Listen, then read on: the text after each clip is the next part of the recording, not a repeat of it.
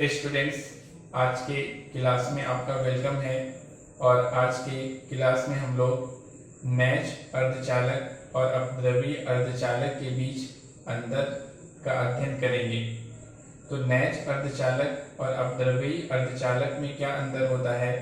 तो हम लोग जानते हैं कि नैज अर्धचालक वैसे अर्धचालक को कहा जाता है जो बिल्कुल शुद्ध रूप में होता है, यानी शुद्ध रूप वाले अर्धचालक को नैज अर्धचालक कहते हैं। इसमें कोई मिलावट दूसरे परमाणुओं का यानी अशुद्धियों का नहीं होता है। जबकि अपद्रव्यीय अर्धचालक वैसा अर्धचालक होता है जो अशुद्धियों के मिलाने के पश्चात बना होता है, यानी जब इसमें पंचसंयोजी अशुद्धि या त्रिसंयोजी अशुद्धियों को मिलाया जाता है शुद्ध अर्धचालक में, तो इस मिलावट के बाद बने हुए अर्धचालक को अपद्रव्यीय अर्धचालक कहते हैं। एक तो ये अंतर हो गया। दूसरा अंतर क्या होगा? यानी ये शुद्ध रूप वाला अर्धचालक होता है, इसमें कोई मिलावट नहीं होता है दूसरे परमाणु का। अगर सिलिकॉन का बना हुआ है तो सिर्फ सिलिकॉन का ही होगा, जर्मेनियम का बना हुआ है तो सिर्फ जर्मेनियम का होता है। और ये क्या होता है? अशुद्ध रूप वाला अर्धचालक होता है, यानी इसमें दूसरे परमाणुओं को, अगर सिलिकॉन का अर्धचालक है तो उसमें दूसरा परमाणु मिला दिया जाता है, जैसे फास्फोरस हो गया, एल्युमिनियम हो गया, ये सब। तो ये अंतर हो गया। दूसरा अंतर ये है कि नैज अर्धचालक में मुक्त इलेक्ट्रॉन की संख्या विवर की संख्या के बराबर होता है। मुक्त इलेक्ट्रॉन की संख्या विवर की संख्या के बराबर होता है, यानी कि जितना इसमें मुक्त इलेक्ट्रॉन होगा उतना ही विवर होगा। जबकि इसमें क्या होता है? अपद्रव्यीय अर्धचालक में इलेक्ट्रॉन की संख्या, मुक्त इलेक्ट्रॉन की संख्या विवर की संख्या के बराबर नहीं होता है। इसी को अगर दूसरे शब्दों में कहें तो इलेक्ट्रॉन सांद्रता विवर सांद्रता के बराबर होता है नैज अर्धचालक में, यानी Ne ये बराबर होता है NH के। इलेक्ट्रॉन सांद्रता विवर सांद्रता के क्या होता है? बराबर होता है। जबकि इसमें क्या होता है? इलेक्ट्रॉन सांद्रता ये विवर सांद्रता के बराबर नहीं होता है। अपद्रव्यीय अर्धचालक में इलेक्ट्रॉन सांद्रता यानी इलेक्ट्रॉन प्रति एकांक आयतन में इलेक्ट्रॉन की संख्या प्रति एकांक आयतन में विवर की संख्या के बराबर नहीं होता है। इसके अलावा अंतर क्या है? तो इसके अलावा अंतर यह है कि इसका चालकता, यानी कि नैज अर्धचालक का जो चालकता होता है वो कम होता है। नैज अर्धचालक का चालकता कम होता है। अपद्रव्यीय अर्धचालक का चालकता क्या होता है? ये अधिक होता है। इसका चालकता अधिक होता है, ज्यादा होता है नैज से। वास्तव में होता क्या है कि नैज अर्धचालक का जो चालकता कम होता है, तो चालकता को बढ़ाने के लिए ही इसमें अशुद्धि मिलाया जाता है, यानी दूसरे परमाणु को मिलाया जाता है, जिससे इसका चालकता क्या होता है? बढ़ जाता है।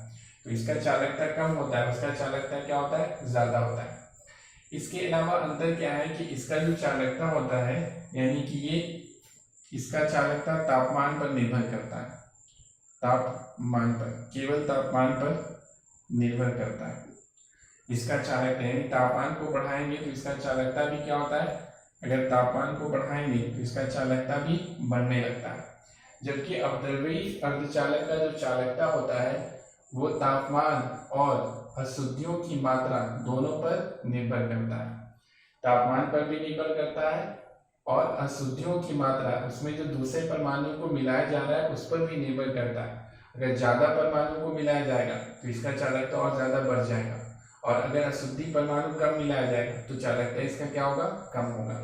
तो अपद्रव्यीय अर्धचालक का चालकता तापमान और अशुद्धियों की मात्रा दोनों पर निर्भर करता है। तो ये चार अंतर है जिसे आप एग्जाम में लिख सकते हैं। अक्सर ये क्वेश्चन आता है एग्जाम में कि नैज अर्धचालक और अपद्रव्यीय अर्धचालक में क्या अंतर है। तो बना लीजिए, क्वेश्चन लिख लीजिए कि नैज अर्धचालक तथा अपद्रव्यीय अर्धचालक में क्या अंतर है। नैज अर्धचालक तथा अपद्रव्यीय अर्धचालक में अंतर बताएं। नैज अर्धचालक तथा अपद्रव्यीय अर्धचालक में अंतर बताएं।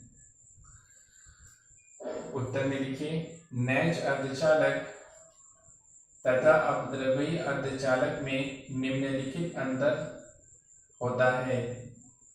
नैज अर्धचालक तथा अपद्रव्यीय अर्धचालक में निम्नलिखित अंतर है। पहला लिखिए, नेज अर्धचालक में इस तरह से बना दीजिए, एक तरफ नेज अर्धचालक, दूसरी तरफ अपद्रव्यी अर्धचालक। और इसमें पहला नंबर दे के लिखिए, इसमें पहला नंबर दे के लिखिए, शुद्ध रूप वाले अर्धचालक को, शुद्ध रूप वाले अर्धचालक को नेज अर्धचालक कहते हैं। शुद्ध रूप वाले अर्धचालक को नेज अर्धचालक कहते हैं। इसमें पहला नंबर दे के लिखिए, अपद्रव्यी में अशुद्ध रूप वाले अर्धचालक को, अशुद्ध रूप वाले अर्धचालक को अपद्रव्यी अर्धचालक कहते हैं, अपद्रव्यी अर्धचालक कहते हैं। इसमें दूसरा नंबर दे के लिखिए, नेज अर्धचालक में, नेज अर्धचालक में, नेज अर्धचालक में इलेक्ट्रॉन सांद्रता, इलेक्ट्रॉन सांद्रता विवर सांद्रता के बराबर होता है। नेज अर्धचालक में इलेक्ट्रॉन सांद्रता विवर सांद्रता के बराबर होता है। इलेक्ट्रॉन सांद्रता विवर सांद्रता के बराबर होता है। नीचे में लिख लीजिए, अर्थात Ne बराबर NH, ये लिख लीजिए, Ne बराबर NH। इसमें दूसरा नंबर दे के लिखिए, अपद्रव्यी अर्धचालक में, अपद्रव्यी अर्धचालक में इलेक्ट्रॉन सांद्रता विवर सांद्रता के बराबर नहीं होता है। इलेक्ट्रॉन सांद्रता विवर सांद्रता के बराबर नहीं होता है। इलेक्ट्रॉन सांद्रता विवर सांद्रता के बराबर नहीं होता है, अर्थात Ne बराबर नहीं होता NH की। इसको लिख लीजिए, Ne not equal to NH। अब इसमें लिखिए तीसरा, नेज में तीसरा, नेज अर्धचालक का चालकता, नेज अर्धचालक का चालकता कम होता है। नेज अर्धचालक का चालकता कम होता है। इसमें तीसरा नंबर दे के लिखिए, अपद्रव्यी अर्धचालक का चालकता, अपद्रव्यी अर्धचालक का चालकता अधिक होता है। अपद्रव्यी अर्धचालक का चालकता अधिक होता है। इसके बाद इसमें लिखिए